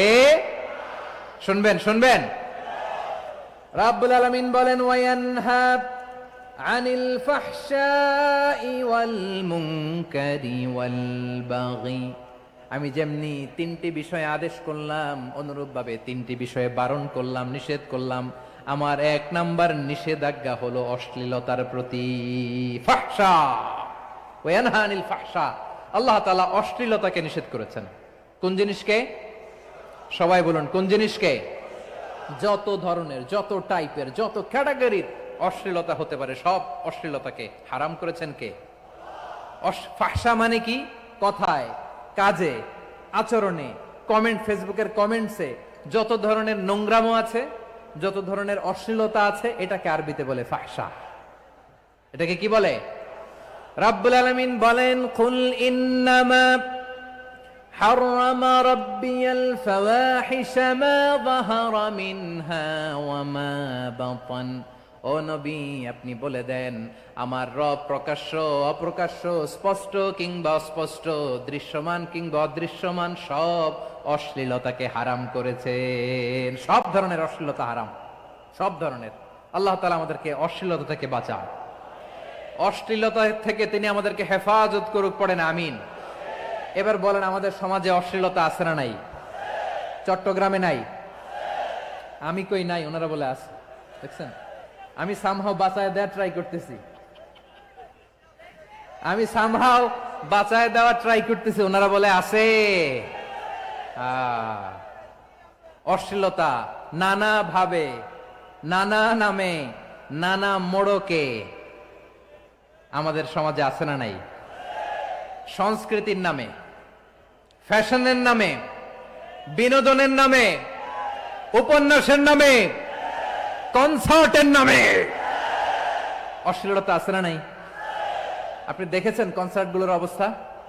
এই যে আতিফ আসলাম যে আসছে আমাদের দেশে, তারপর কে কে আসছে, আমাদের তরুণ তরুণীরা, আমাদের যুবক যুবতীরা, আমাদের জেনজিরা, কি অবস্থা ওইখানে? হ্যাঁ, কি অবস্থা? কে বাঁচাবে ওদের? কে রক্ষা করবে ওদের ইমানের, ওদের চরিত্রের হেফাজতের গ্যারান্টি কে দিবে? কনসার্টের নামে অশ্লীলতা আছে না নাই? ছেলে মেয়ে একে অপরকে জড়ায় ধরতেছে, একে অপরকে চুমো খাচ্ছে, প্রকাশ্যে দিবালোকে গণমানুষের সামনে। আল্লাহ তাআলা এই অশ্লীলতা থেকে আমাদেরকে বেঁচে থাকতে বলেছেন, বেঁচে থাকতে বলেছেন। রূপালী জগতের নামে অশ্লীলতা আছে না নাই? এই টার্মটা আপনারা জানেন না? রূপালী জগৎ কি জগৎ? আসলে কি রূপালী জগৎ না অন্ধকার জগৎ? আমার বোনেরা, আপনাদেরকে যে কি বলে তারা বুঝায়, রূপালী জগৎ শুনেই আপনি ভরকে যাবেন না। রূপালী জগতে যে নারী যত বেশি উলঙ্গ, সে নাকি তত বেশি সাহসী। জানেন, বলে এটা একটা সাহসী নারী, খুব সাহসী পদক্ষেপ তার। যত বেশি শরীর থেকে কাপড় নামাতে পারবে, যত বেশি বস্ত্রহীন হয়ে নিজেকে প্রেজেন্ট করতে পারবে, সে নাকি তত বেশি সাহসী। আমার চট্টলার ভাইয়েরা, শয়তানের প্রথমে এজেন্ডা ছিল বনি আদমকে বস্ত্রহীন করা। সে আদম এবং হাওয়া আলাইহিস সালামকে নিষিদ্ধ গাছের ফল খাইয়ে তাদেরকে বস্ত্রহীন করেছে। এই জামিনেও সে আমাদেরকে বস্ত্রহীন করতে চাইবে। এই রূপালী জগতের নামে তারা এটা করে। আমার প্রিয় বোনেরা, আপনি জানেন না আপনার দাম কত। ওরা আপনাদেরকে বিজ্ঞাপনের সস্তা পণ্য বানাতে চায়। ওরা আপনাদেরকে ওদের ভোগের লিপসার টুলস বানাতে চায়। ওরা আপনাদেরকে দিয়ে ওদের খায়েশ পূরণ করতে চায়। এটা আপনাদের জন্য মোটেও ডিগনিটি নয়, এটা আপনাদের জন্য সম্মান নয়। আপনার সম্মান শালীনতায়, আপনার সম্মান হেজাবে, আপনার সম্মান ভদ্রতায়, আপনার সম্মান আপনার ডিসেন্ট পোশাকে। পোশাক বলে দেয় এই নারীটা ভদ্র না অভদ্র। পোশাক বলে দেয় এই মেয়েটা কোন ঘরের মেয়ে। আওয়াজ করে বলেন ঠিক কিনা? আপনি জানেন না, আপনার এই সস্তা পণ্য বানায়, ভোগের পণ্য, বিলবোর্ডে আপনাকে উলঙ্গ করে উপস্থাপন করে। এই অশ্লীলতার সাথে ইসলামের কোন সম্পর্ক। এজন্য আল্লাহ বলেন, আমি অশ্লীলতাকে হারাম করেছি। অশ্লীলতাকে হারাম করার প্রথম কারণ হলো এর মাধ্যমে মানবতাকে অপমানিত করা হয়। কারণ মানুষের সম্মান মানুষের পোশাকে। মানুষ যখন পোশাকহীন হয়ে যায়, বস্ত্রহীন হয়ে যায়, তার সম্মান কমে যায়। ঠিক কিনা? অশ্লীলতাকে হারাম করার প্রথম কারণ হচ্ছে মানুষ মানুষকে অপমান করে। একটা নারী, সে তো সম্মানিত, নারী যে কত সম্মানিত নারীরা এটা বুঝেই নাই। বিশ্বনবী বলেন, আর দুনিয়া কুল্লুহা মাতা ওয়া খায়রু মাতা'আদ দুনিয়া আল মারআতুস সালিহা। আমার বোনেরা, 5টা প্যান্ডেলে আপনারা এলইডিতে আমার আলোচনা শুনছেন, আমি জানি। আপনাদের এই গর্ভ যে কত দামি আপনি জানেন না। আপনার পেট থেকেই আসবে আগামী দিনের সালাহুদ্দিন আল আইয়ুবী। আপনার পেট থেকেই আসবে অনাগত দিনের ইমাম মাহদী আল মুনতাযর। আপনার পেট থেকেই আসবে অনাগত দিনের ফয়সাল, ওয়াসিম, মুগ্ধ, আবু সাইদের মতো বীর যোদ্ধা।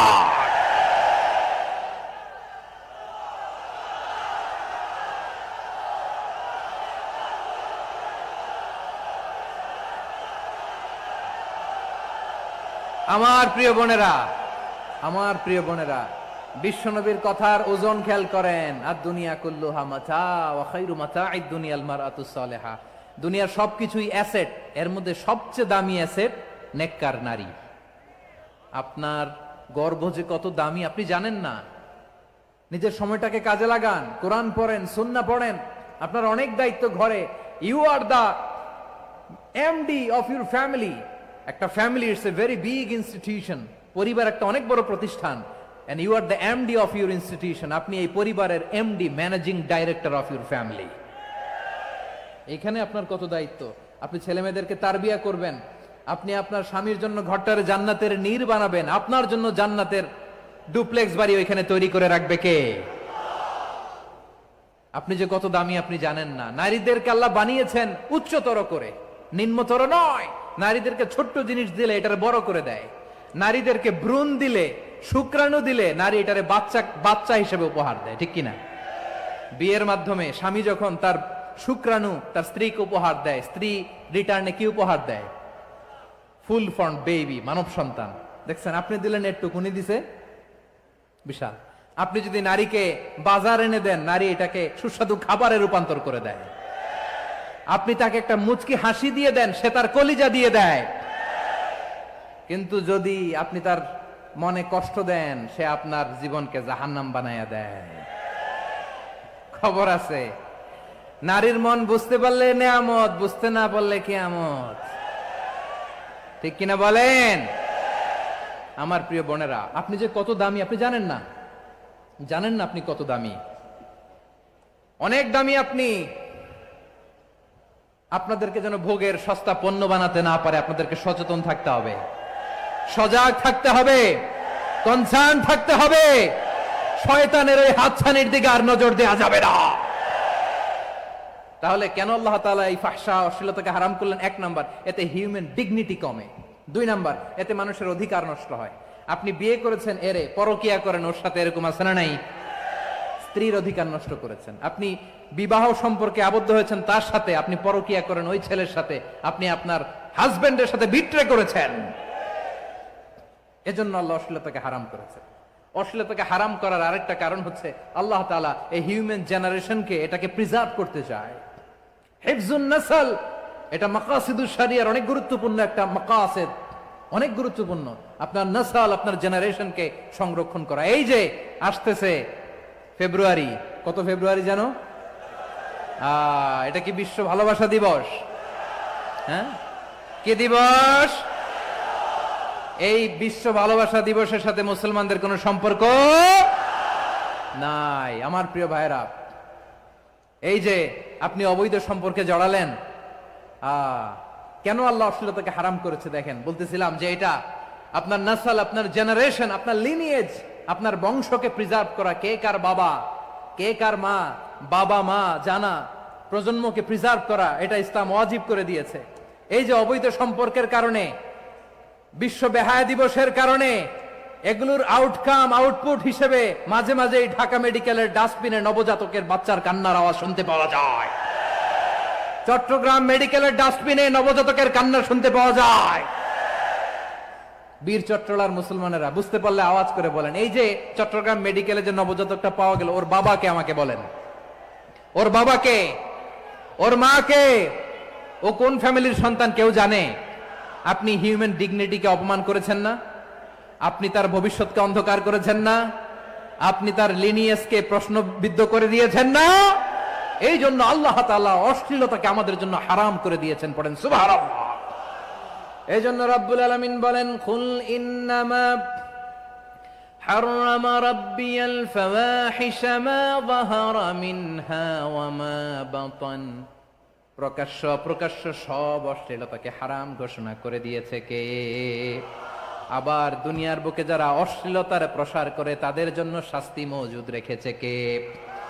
রব্বুল আলামিন বলেন, ইন্নাল্লাযীনা ইউহিব্বুনা আন তাশিআল ফাহিশাতু ফিল্লাযীনা আমানু লাহুম আযাবুন আলীমুন ফিদ দুনিয়া ওয়াল আখিরাতি والله يعلم وأنتم لا تعلمون। নিশ্চয়ই যারা বিশ্বাসীদের মাঝে অশ্লীলতার প্রচার প্রসার করতে চায় তাদের জন্য আমি মর্মন্তুদ শাস্তি প্রস্তুত করে রেখেছি, দুনিয়াতেও রেখেছি, আখিরাতেও রেখেছি। ঘোষণাটা কার? যারা এই নাটকের নামে, সিনেমার নামে, রূপালী জগতের নামে, মুভির নামে, ওটিটি প্ল্যাটফর্মের নামে আমার সমাজে অশ্লীলতা ছড়াতে চায়, তাদের জন্য কঠিন মর্মন্তুদ শাস্তি মজুদ রেখে দিয়েছে কে? ও আমার বোনেরা, এখনো আপনি জাগবেন না? এখনো আপনার চিন্তার দুয়ারে এখনো নাড়া পড়ে নাই? ওরা আপনাকে উলঙ্গ বানাতে চায়, ওরা আপনাকে আইটেম গার্ল বানাতে চায়। এজন্য ইসলাম অশ্লীলতাকে হারাম করেছে। হারাম। ইসলাম বলেছে যোজন যোজন দূরে থাকো, ওরা বলে না কাছে আসো, কাছে আসার গল্প, ক্লোজ আপ ওয়ান, কাছে আসার গল্প আছে না নাই? চট্টগ্রামে তো এগুলো নাই মাশাআল্লাহ। হ্যাঁ, এখানেও আছে ক্লোজ আপ ওয়ান, কাছে আসার গল্প। আল্লাহ বলেন ওয়ালা তাকরাবুজ জিনা, কাছেও এসো না, জিনা থেকে যোজন যোজন কিলো দূরে থাকো, ওরা বলে কাছে আসার গল্প। আমার বীর চট্টলার ভাইয়েরা, কাছে আসতে হলে আমরা কোরআনের কাছে আসব, কাছে আসতে হলে নবীর কাছে আসব, কাছে আসার গল্প হবে আমার রবের কাছে আসার গল্প। চিল্লায় বলো ঠিক কিনা?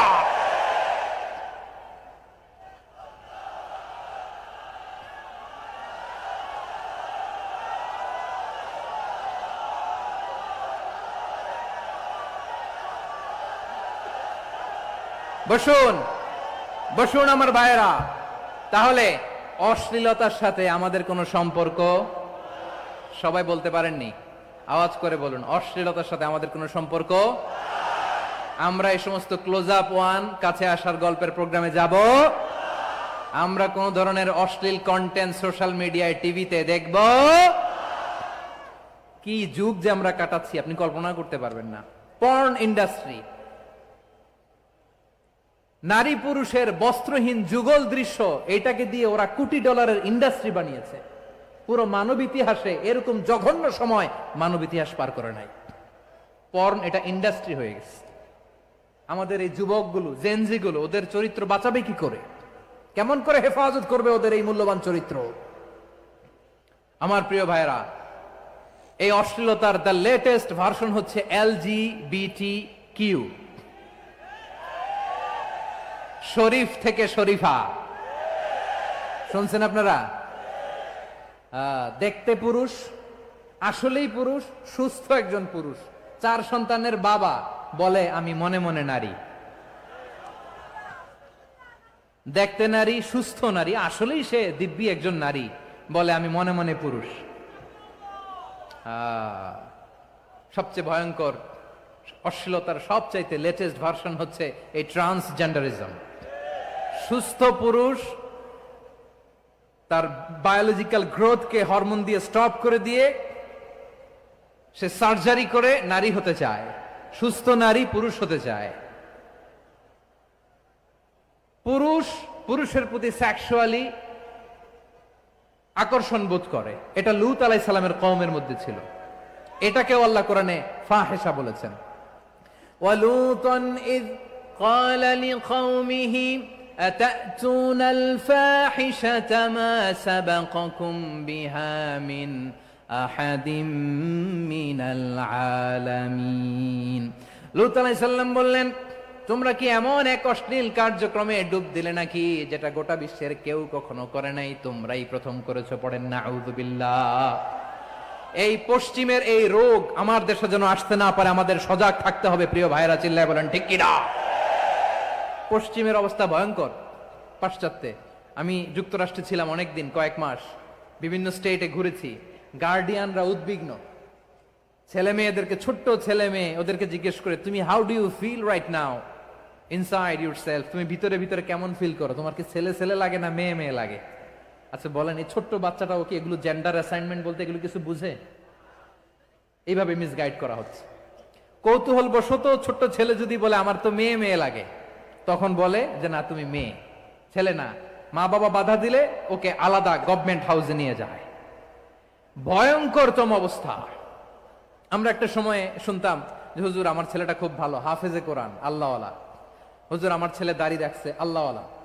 হুজুর আমার ছেলে 5 ওয়াক্ত সালাত জামাতের সাথে পড়ে, তার মানে আল্লাহওয়ালা। পশ্চিমে যে আমি কি শুনছি জানেন? ওরা বলে হুজুর আমার ছেলেটা ইউনিভার্সিটির একটা মেয়ের সাথে প্রেম করে, ও খুব আল্লাহওয়ালা, হুজুর দোয়া করবেন। এর কারণ ওদের কাছে আল্লাহওয়ালার ক্রাইটেরিয়া হচ্ছে হুজুর আমার ছেলেটা আরেক ছেলের পছন্দ করে নাই, আমার মেয়েটা আরেক মেয়েকে ভালোবাসে নাই, এজন্য আমার ছেলেটা আল্লাহওয়ালা, হুজুর ওর জন্য একটু দোয়া করে দিয়েন। কি চ্যালেঞ্জ ওরা ফেস করতেছে। ওনার ছেলে যে আরেক ছেলেরে বিয়ে করবে না, এটাতেই উনি খুশি যে আলহামদুলিল্লাহ আমার ছেলেটা একটা মেয়েরে ভালোবাসে, আমার মেয়েটা একটা ছেলেরে ভালোবাসে, মানে এটা খুব আল্লাহওয়ালা। নাউজুবিল্লাহ পড়তে পারলেন না? এজন্য অশ্লীলতার সাথে আমাদের কোনো সম্পর্ক। রাব্বুল আলামিন বলেন ওয়ায়ানহা আনিল ফাহশাই ওয়াল মুনকারি ওয়াল বাগি, তিনটা জিনিসকে আমি নিষিদ্ধ করলাম। এক নাম্বার হলো ফাহশা, অশ্লীলতা। 2 নম্বরে হলো মুনকার, সমস্ত মন্দ কাজ। আপনাদের মনোযোগ আছে না? শেষ করে দিব? আর 2-1 মিনিট শুনবেন? আচ্ছা বলি তাহলে, আর 2-1 মিনিট। তাহলে নিষেধাজ্ঞা জারি করেছেন 3টা জিনিসের উপর। 1 নাম্বার কি? ফাহশা, অশ্লীলতা। 2 নাম্বার মুনকার। মুনকার মানে হচ্ছে যত মন্দ কাজ, খারাপ কাজ, বাজে কাজ, এটার বলে মুনকার। এটার কি বলে? আপনারা পড়ছেন না তা'মুরুনা বিল মা'রুফি ওয়া তানহাউনা আনিল মুনকার? ভালো কাজের আদেশ, সৎ কাজের আদেশ, অসৎ কাজের নিষেধ। মুনকার, মুনকার হচ্ছে মানুষের স্বাভাবিক বিবেক বোধ যেটাকে খারাপ বলে, ওইটাই মুনকার। পৃথিবীর সব আসমানি গ্রন্থ যেটাকে খারাপ বলেছে, মানুষের স্বাভাবিক বিবেক বোধ যেটাকে খারাপ বলেছে, এগুলো সব মুনকার। যেমন ইফটিজিং, এটা কি ভালো না খারাপ? মজুদদারি, খাদ্যে ভেজাল দেওয়া, ওজনে কম দেওয়া, মাছে ফরমালিন মিশানো, চাঁদাবাজি, টেন্ডারবাজি, দখলবাজি, এগুলো আমাদের স্বাভাবিক বিবেকেই বলে এগুলো খারাপ, এগুলো হচ্ছে মুনকার। আল্লাহ তাআলা এই মুনকার থেকে আমাদেরকে বেঁচে থাকতে বলেন, আর শয়তান এই মুনকারের প্রতি আমাদেরকে উদ্বুদ্ধ করে। আল্লাহ তাআলা বললেন ইয়া আইয়ুহাল্লাযীনা আমানু লা তাত্তাবিউ খুতুওয়াতিশ শাইতান ফাইন ওয়া মান ইয়াত্তাবি' খুতুওয়াতিশ শাইতানি ফাইন্নাহু ইয়া'মুরু বিল ফাহশাই ওয়াল মুনকার। আল্লাহ বললেন আমার গোলামেরা শোনো শোনো, ও আমার বিশ্বাসী বান্দারা খবরদার, তোমরা কশিনকালেও শয়তানের পদাঙ্ক অনুসরণ করবে না, কারণ শয়তান তোমাদেরকে অশ্লীলতা এবং মন্দ কাজের দিকে উদ্বুদ্ধ করে। আমাদের কাজ হচ্ছে শয়তান আমাদেরকে যেদিকে নিতে চায় আমরা তার উল্টা দিকে যাব, ঠিক কিনা বলে? শয়তান এই মন্দ কাজকে আমাদের কাছে বিউটিফাই করে, চাকচিক্যময় করে আমাদের সামনে উপস্থাপন করে। এজন্য আল্লাহ বলেন মুনকারকে থামাতে হবে, মুনকার প্রতিরোধ করতে হবে। মুনকার প্রতিরোধের দায়িত্ব শুধু আমাদের নাকি? শুধু আপনার খতিব সাহেবের, ইমাম সাহেবের, নাকি মুসলিম উম্মার সবার? আওয়াজ করে বলুন, মুনকার অসৎ কাজ প্রতিরোধের দায়িত্ব কার? রাব্বুল আলামিন বলেন কুনতুম খায়রা উম্মাতিন উখরিজাত লিন-নাসি তা'মুরুনা বিল মা'রুফি ওয়া তানহাউনা আনিল মুনকার। তোমাদেরকে শ্রেষ্ঠ জাতি করে জমিনের মধ্যে আবির্ভূত করা হয়েছে, যাতে করে তোমরা জমিনের ভেতরে সৎ কাজের আদেশ করতে পারো আর অসৎ কাজের নিষেধ করতে পারো। উম্মাহ কুনতুম খায়রা, তাহলে গোটা উম্মার দায়িত্ব, এটা বুঝতে পারছেন তো? আচ্ছা আরো নিচে আসেন। এরপরে আল্লাহ বললেন শুধু উম্মাহ না, এই জমিনের রাজত্ব আমি যাদের হাতে দেই, এই জমিনের মালিক আমি যাদেরকে বানিয়ে দেই, যাদেরকে আমি সরকারের দায়িত্ব দেই, তাদেরকেও মুনকার প্রতিরোধের দায়িত্ব দিয়েছে কে?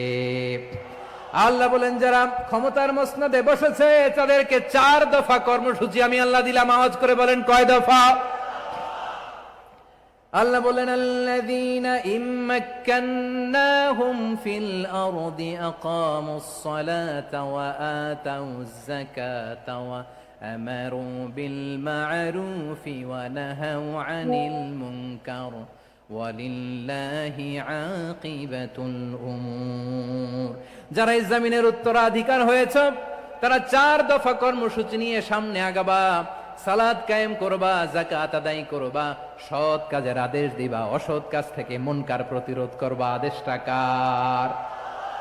আমার প্রিয় চট্টলার ভাইয়েরা, পুরো উম্মার দায়িত্ব মুনকার প্রতিরোধ করা, সরকার প্রধানের দায়িত্ব মুনকার প্রতিরোধ করা। এরপর আল্লাহ বলেন প্রতিটা ফ্যামিলির যিনি প্রধান সিইও বাবা, প্রত্যেক বাবারও দায়িত্ব এই মুনকার প্রতিরোধ করা। আওয়াজ করে বলেন ঠিক কিনা?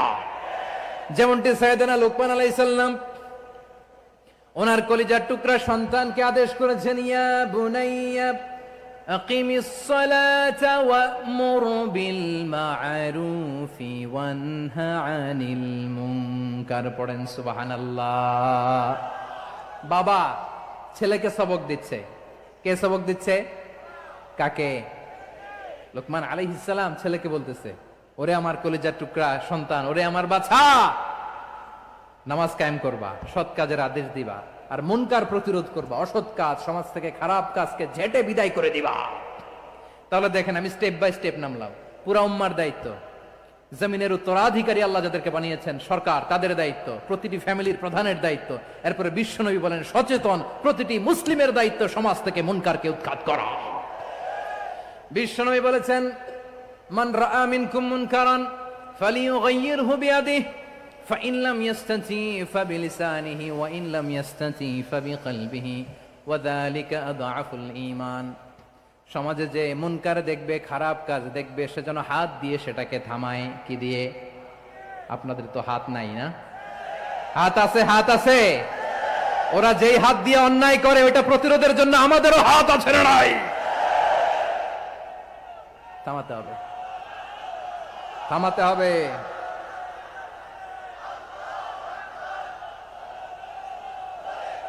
বসুন আমার প্রিয় ভাইয়েরা, ওরা ওদের যেই হাত দিয়ে টেন্ডারবাজি করে, চাঁদাবাজি করে, ইফটিজিং করে, দখলবাজি করে, যেই হাত দিয়ে, ওই মুনকার থামায় দেওয়ার জন্য আল্লাহর দেয়া আমাদেরও দুটি হাত আছে না নাই? আমাদেরও হাত আছে। থামাইতে হবে, থামাইতে হবে, হিম্মত করতে হবে। আমার প্রিয় ভাইয়েরা, না থামালে আমরাই ডুববো শেষমেশ। আমাদের বাঁচার জন্য হলেও থামাইতে হবে। রব্বুল আলামিন বলেন, ওয়াত্তাকু ফিতনাতাল লা তুসিবান্নাল্লাযীনা যালামু মিনকুম খাসসা। ও আমার গোলামেরা, ওই আযাবকে ভয় করো যে আযাব যখন আমি জমিনের বুকে পাঠাই শুধু জালেমদেরকেই মারি না, আলেমদেরকেও মারি। আযাব যখন আসে তখন শুধু জালিমই মরে না, আলেমও মরে। জানেন মুসা আলাইহিস সালামের পায়ে একবার একটা লাল পোকা কামড় দিয়েছে, লাল পিঁপড়া। লাল পিঁপড়া কামড় দিলে খুব আরাম লাগে না? কি লাগে? হ্যাঁ, জলে না? লাল একটা পিঁপড়া কামড় দিছে, তো উনি রেগে মেগে পাশি দেখে লাল পিঁপড়ার বাসা, পা দিয়ে ডলে মুছে সবগুলো পিঁপড়া মেরে ফেলছে। এই ঘটনাটা আল্লাহ ঘটিয়েছেন এজন্য মুসা আলাইহিস সালাম ছিলেন কালিমুল্লাহ, সরাসরি আল্লাহর সাথে কথা বলতেন। তিনি আল্লাহকে জিজ্ঞেস করেছিলেন, আল্লাহ তুমি যখন কোন জনপদে আযাব পাঠাও, শাস্তি দাও, ওখানকার শুধু জালেমরাই তো মরে না, ভালো মানুষগুলাও মরে, তো আযাব দিবা মুশরিকদের উপর দিবা, অবাধ্যদের উপর দিবা, ভালো মানুষগুলারে মারো কেন? আল্লাহ বললেন, মুসা তোমার যে কামড় দিছিল পায়ের মধ্যে পিঁপড়া, কয়টা পিঁপড়া? জোরে বলেন। একটা পিঁপড়া, সবগুলারে মারলা কেন? রেগে মেগে পুরো পিঁপড়ার বাসা ভেঙে মেসাকার করলা কেন?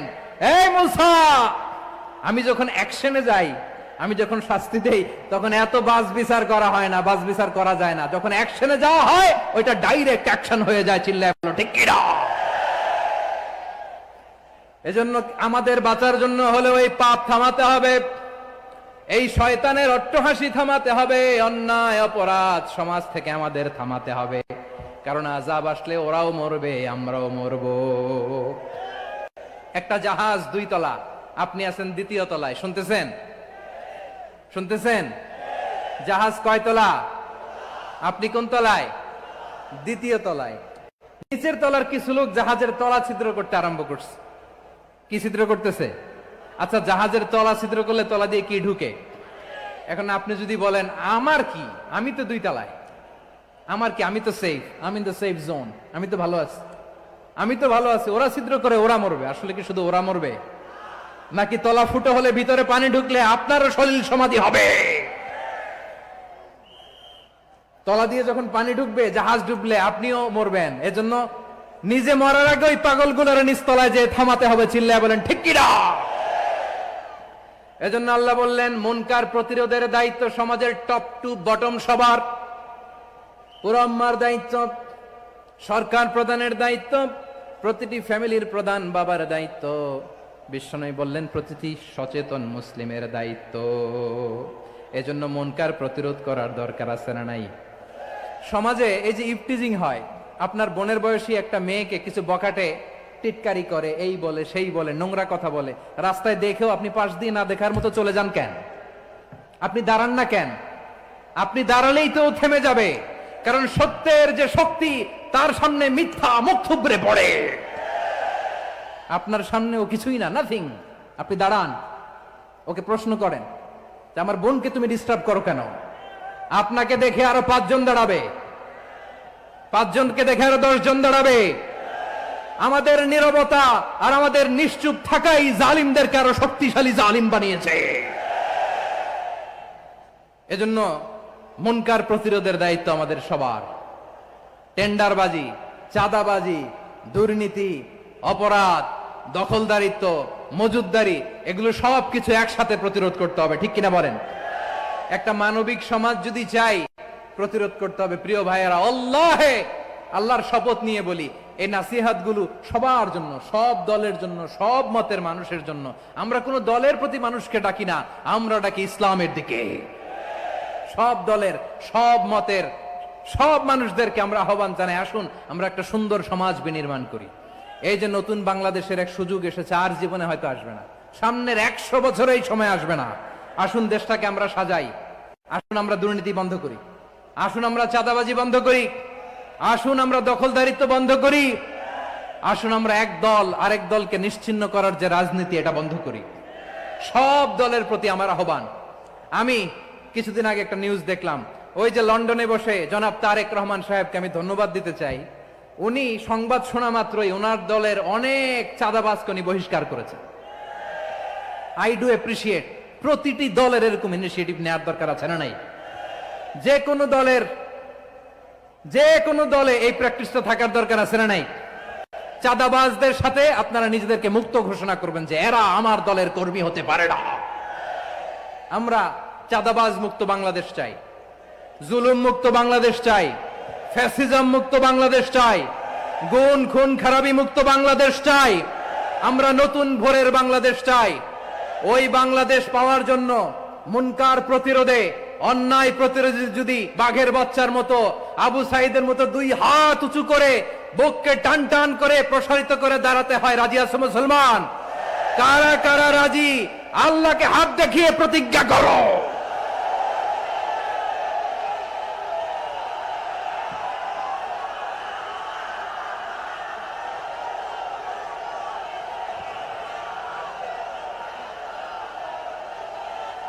আমার প্রিয় ভাইয়েরা, বসুন বসুন আমার ভাইয়েরা। রাব্বুল আলামিন বলেন, ওয়ায়ানহা আনিল ফাহশাই ওয়াল মুনকারি ওয়াল বাগি ইয়াইযুকুম লাআল্লাকুম তাযাক্কারুন। বসুন। আল্লাহ বললেন, আমি অশ্লীলতাকে নিষেধ করি, আমি সব ধরনের মন্দ কাজকে নিষিদ্ধ করি, সব শেষে আমি সীমা লঙ্ঘনকে তোমাদের জন্য নিষিদ্ধ করি। আলোচনা মনে আছে তো? না ভুলে গেছেন? নিষিদ্ধ করেছেন কয়টা জিনিস? 1 নম্বরে অশ্লীলতা, 2 নম্বরে মুনকার তথা সব মন্দ কাজ, 3 নম্বরে আল বাগি, সীমা লঙ্ঘন, ক্রসিং দ্য লিমিট। সীমা লঙ্ঘন করা ভালো না। We all should know our limits. চিল্লায় বলেন ঠিক কিনা? একই আয়াতে আল্লাহ বললেন, কুল ইন্নামা হাররামা রাব্বিয়াল ফাওয়াহিশা মা যাহারা মিনহা ওয়া মা বাতানা ওয়াল ইসমা ওয়াল বাগিয়া বিগাইরিল হক। অন্যায় ভাবে যে অবাধ্য হয়, যে সীমা লঙ্ঘন করে, তাদেরকেও আমি এটা হারাম করে দিলাম। সীমা লঙ্ঘন করা হারাম, সীমা লঙ্ঘন করা হারাম। আল্লাহ বারবার বারবার আমাদেরকে ওয়ার্নিং দেয়, যখন আমরা থামি না তখন আল্লাহ ধরে, আর যখন ধরে তখন ছাড়ে না। ধরে ধরে ধরে না, ধরলে আল্লাহ। ফেরাউনকে কিন্তু হুট করে ধরে নাই, আপনারা জানেন 9 বার ওয়ার্নিং দিয়েছে। ফেরাউনকে আল্লাহ তাআলা ওয়ার্নিং দিয়েছিল কয়বার? বীর চট্টলার বীর সেনানীরা আওয়াজ করে বলেন, ফেরাউনকে ধরার আগে ওয়ার্নিং দেয়া হয়েছিল কয়টা?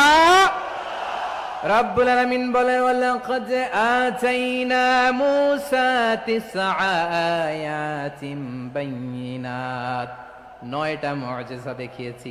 1 2 3 বারবার এইভাবে রিমাইন্ডার, ওইভাবে রিমাইন্ডার, এইভাবে নসিহাত, ওইভাবে দাওয়া। ফাকুলা লাহু কাওলান লাইয়িনা, নরম করে বলো, সফট করে বলো, যত ওয়ে হতে পারে দাওয়া মেথডোলজি। মুসা আলাইহিস সালামের সব অ্যাপ্লাই শেষ, 10ম বারে যে আল্লাহ ধরছে। 10ম বারে যে ধরেছে। এজন্য আল্লাহ বলেন, আমি সীমালঙ্ঘনকে পছন্দ করি না। কোরআনের অন্য আয়াতে বাগীকে বলা হয়েছে আল ইতিদা, সীমালঙ্ঘন যারা করে তাদেরকে আল্লাহ বলেছেন মুতাদিন।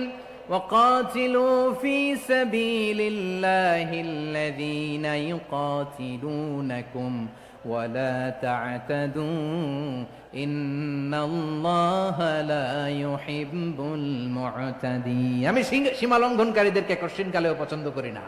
আমরা যেন সীমালঙ্ঘন না করি, রাজি আছেন তো? যে কোনো ক্ষেত্রে ইবাদতে যেন সীমালঙ্ঘন না করি। অনেকে আমরা ইবাদতে সীমালঙ্ঘন করে ফেলি। বিশ্বনবী সাল্লাল্লাহু আলাইহি ওয়াসাল্লাম যেটা শিখিয়েছেন এর বাইরে যে অতিরিক্ত বুজুর্গ হতে চায়, এরকম আছে না নাই? করা যাবে না, কোনো ক্ষেত্রেই সীমালঙ্ঘন করা যাবে, এমনকি যুদ্ধ ক্ষেত্রেও না। বিশ্বনবী সাল্লাল্লাহু আলাইহি ওয়াসাল্লাম বলেন, খবরদার যুদ্ধ ক্ষেত্রেও সীমালঙ্ঘন করো না। কি সুন্দর ইসলাম আমরা পেয়েছি। বিশ্বনবী বলেন, খবরদার যুদ্ধের ময়দানে কোনো নারীর গায়ে হাত তোলো না, কোনো শিশুর গায়ে হাত তোলো না, কোনো গবাদি পশু হত্যা করো না, কোনো শস্য ক্ষেত্র ধ্বংস করো না, ইবাদতরত অন্য ধর্মের কোন সন্ন্যাসীর গায়ে হাত তুলো না। বলেন সুবহানাল্লাহ। তাহলে আমরা সীমালঙ্ঘন করতে পারবো? প্রিয় ভাইরা, একটা সুখী, সমৃদ্ধ, শান্তির সমাজ, মানবিক সমাজ যদি আমরা গঠন করতে চাই, আমাদের আল্লাহর দেয়া কয়টা আদেশ মানতে হবে বলেন দেখি? সবাই বলেন কয়টা? আর বেঁচে থাকতে হবে কয়টা জিনিস থেকে? আওয়াজ করে বলেন কয়টা?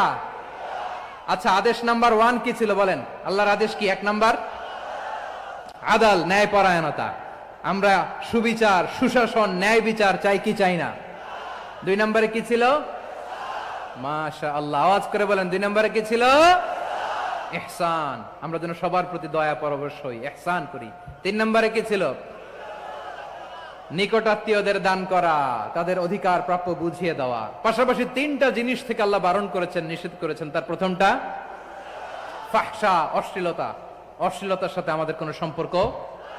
আজকের এই ঐতিহাসিক চট্টগ্রামের প্যারেড ময়দান থেকে আমরা যত ধরনের মা যাহারা মিনহা মা বাতান, প্রকাশ্য অপ্রকাশ্য, দৃশ্যমান অদৃশ্যমান, সব অশ্লীলতা থেকে নিজেদেরকে মুক্ত ঘোষণা করলাম। অশ্লীলতাকে আমরা না বলে দিলাম। আওয়াজ করে সবাই বলুন নো। অশ্লীলতার সাথে আমাদের কোনো সম্পর্ক। 2 নম্বর নিষেধাজ্ঞা কি ছিল? আল মুনকার, সমাজের যত মন্দ কাজ এগুলোকে আমরা প্রতিরোধ করব। রাজি আছেন তো সবাই? 3 নম্বরে আল বাগী, সীমালঙ্ঘন। কোন মুসলিম সীমালঙ্ঘন করে না, এমনকি যুদ্ধ ক্ষেত্রেও না। আওয়াজ করে বলেন ঠিক কি না? রব্বুল আলামিন শেষে বললেন, ইয়াইদুকুম লাআল্লাকুম তাযাক্কারুন, আল্লাহ তোমাদেরকে উপদেশ দেন যাতে তোমরা শিক্ষা গ্রহণ করো। আমরা উপদেশ দিব, আমরা জোর করে কাউরে কিছু মানাতে চাই না। লা ইকরাহা ফিদ্দিন ওয়া যাক্কির ফাইন্না যিকরা তানফাউল মুমিনিন। উপদেশ দিলে এটা মুমিনদের কাজে দেয়।